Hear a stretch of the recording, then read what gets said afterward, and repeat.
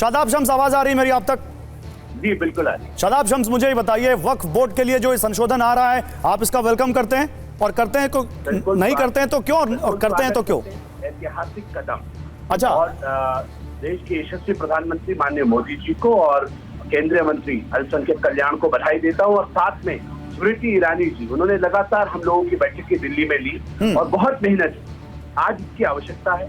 मुझे कहते हुए बिल्कुल गुरेज नहीं है, देश की आजादी से लेकर अब तक भ्रष्टाचार के अड्डे बन चुके हैं ये वक्फ बोर्ड। इन वक्फ बोर्डों की सीबीआई इंक्वायरी होनी चाहिए। इनका नाम चलाइए। हिंदुस्तान का सबसे बड़ा भ्रष्टाचार इन वक्फ बोर्डों में मिलेगा। मेरा भी 2.5 साल का कार्यकाल हो गया है, मेरी भी इंक्वायरी कराई। और मैं इस बात को इसलिए कह रहा हूँ कि ये गरीबों के, मजलूमों के, जो बेसहारा है, उनके लिए औकाफ वक्फ किया जाता था। लेकिन क्या हुआ कि वक्फ बोर्ड को कुछ चंद घरानों ने, चंद मुतवल्लियों ने, चंद नेताओं ने मिलकर लूटा। एग्जाम्पल, मेरे यहाँ उत्तराखंड में 200 बीघे का रिसोर्ट बनाया है अकबर अहमद डंपी, कांग्रेस के पूर्व नेता हैं, युवा कांग्रेस के संजय गांधी जी के साथ के पूर्व सांसद भी रहे।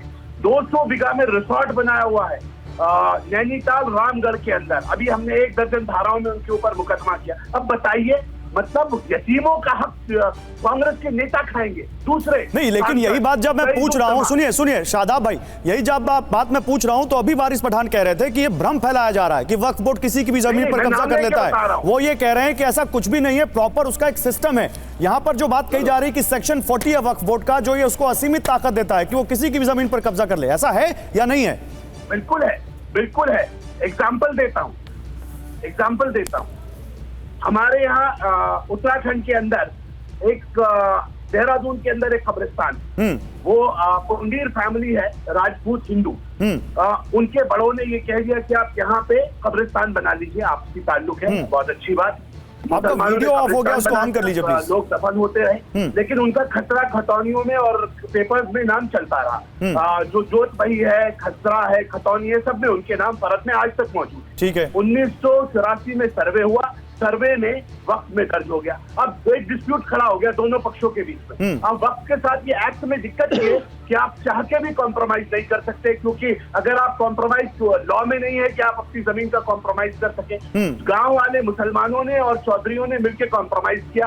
अब वक्फ बोर्ड को कहा गया, 25 साल से वो मामला अच्छा था कि कॉम्प्रोमाइज तो कर दिया, लेकिन वक्फ बोर्ड ने टांग अड़ा दी। दोनों लोग कॉम्प्रोमाइज के लिए राजी, लेकिन वक्फ बोर्ड ने बीच में टांग अड़ा दी। अब क्या हुआ, हम यहाँ आए, हमसे भी लोगों ने अनुरोध किया कि भाई जब इसमें नहीं तो कॉन्फ्लिक्ट बढ़ेगा, हिंदू मुस्लिम का झगड़े हो जाएंगे, इसमें कॉम्प्रोमाइज दोनों पक्ष दाखिल कर चुके, स्वीकार कर लीजिए। हमने लीगल राय ली, और जब राम मंदिर बाबरी मस्जिद का विवाद चल रहा था, उसमें जब जजमेंट देते हुए जस्टिस ने एक टिप्पणी की बेंच ने, उन्होंने कहा अगर कहीं हिंदू मुस्लिम झगड़ा होने का अंदेशा है, विवाद है, तो वक्फ बोर्ड को भी आगे आना चाहिए, आपस में सुलह करानी चाहिए। और वक्फ बोर्ड ने उसको नजीर मानते हुए अपनी सुलह का प्रस्ताव किया। शादाब शम्स, मुझे लगता है आपने जितनी बात कह दी, इसी में अब मेरे पास वारिस पठान के लिए बहुत अच्छा सवाल है।